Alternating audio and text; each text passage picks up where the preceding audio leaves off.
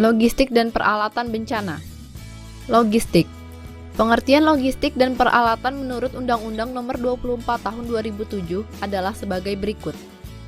Logistik adalah segala sesuatu yang berwujud dan dapat digunakan untuk memenuhi kebutuhan dasar hidup manusia yang terdiri atas sandang, pangan, dan papan atau turunannya.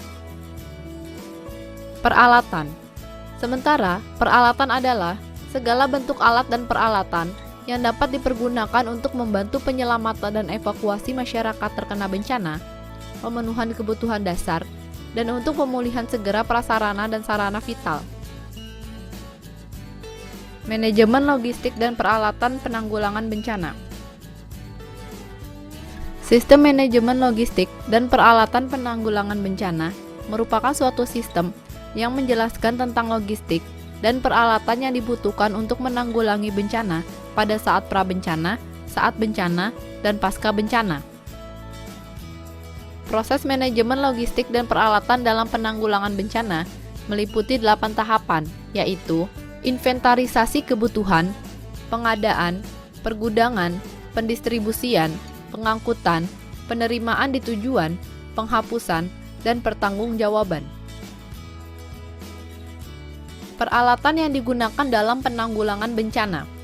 Peralatan dalam penanggulangan bencana adalah segala bentuk alat dan peralatan yang dapat dipergunakan untuk membantu penyelamatan dan evakuasi masyarakat terkena bencana, pemenuhan kebutuhan dasar, dan pemulihan segera prasarana dan sarana vital. Misalnya, mobil rescue, motor rescue, tenda, perahu karet, mobil dapur lapangan, mobil penjernih air, dan sebagainya.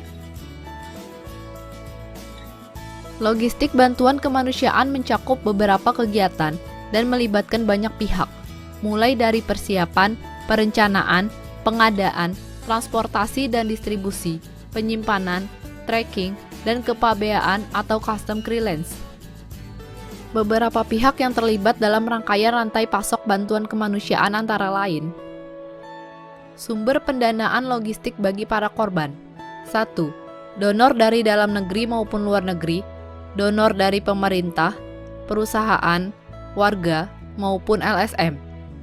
2. LSM nasional, PMI, dan BNPB atau BPBD. 3.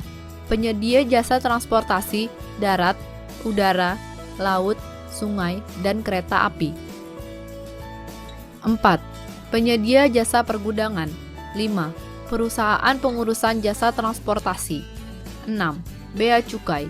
7. Penerima bantuan. Tahapan yang harus dilalui dalam penanganan logistik dan peralatan. Peraturan Kepala Badan Nasional Penanggulangan Bencana Nomor 13 Tahun 2008 tentang Pedoman Manajemen Logistik dan Peralatan Penanggulangan Bencana telah menetapkan bahwa proses manajemen logistik dalam penanggulangan bencana ini meliputi 8 tahapan sebagai berikut. 1. Perencanaan kebutuhan bantuan kemanusiaan. 2. Pengadaan dan penerimaan bantuan kemanusiaan.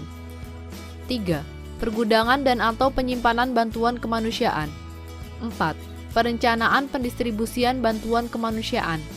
5. Pengangkutan bantuan kemanusiaan. 6. Penerimaan bantuan kemanusiaan di tujuan. 7. Penghapusan bantuan kemanusiaan. 8. Pertanggungjawaban. Berikut penjelasan dari beberapa hal yang diidentifikasi sebagai penghambat dalam distribusi bantuan logistik ketika masa tanggap darurat dan pemulihan, antara lain kapasitas, politik, kondisi bencana, dan konflik. 1. Kapasitas. Infrastruktur ekonomi dan fisik kerap kali menjadi penghambat yang serius. Di antaranya adalah keterbatasan bandar udara atau pelabuhan laut, minimnya ketersediaan gudang yang aman dan memadai, dan minimnya keterampilan melakukan pengemasan dan penanganan komoditas. 2. Politik. Tidak jarang kontrol terhadap logistik yang diberikan dipengaruhi oleh suasana politik. Misalnya, menentukan bantuan dari kelompok mana yang boleh masuk atau mendapatkan prioritas terlebih dahulu. Termasuk dalam kategori ini adalah hambatan yang ditimbulkan oleh ramainya kunjungan para pejabat yang silih berganti atau petinggi partai politik. 3. Kondisi bencana. Kondisi bencana menjadi faktor penghambat utama dalam distribusi logistik. Di dalamnya termasuk kerusakan infrastruktur, rute yang terblokir, jalan terputus, banjir atau tanah longsor, rusaknya sistem komunikasi, dan terganggunya suplai barang-barang yang penting seperti suku cadang dan bahan bakar. 4. Konflik. Konflik sosial kerap kali menjadi penghambat bagi distribusi bantuan. Misalnya, penyerangan terhadap pekerja kemanusiaan yang membawa bantuan, perusakan sistem pelayanan umum seperti jembatan, pom bensin, dan sebagainya yang bisa menyebabkan tertundanya bantuan.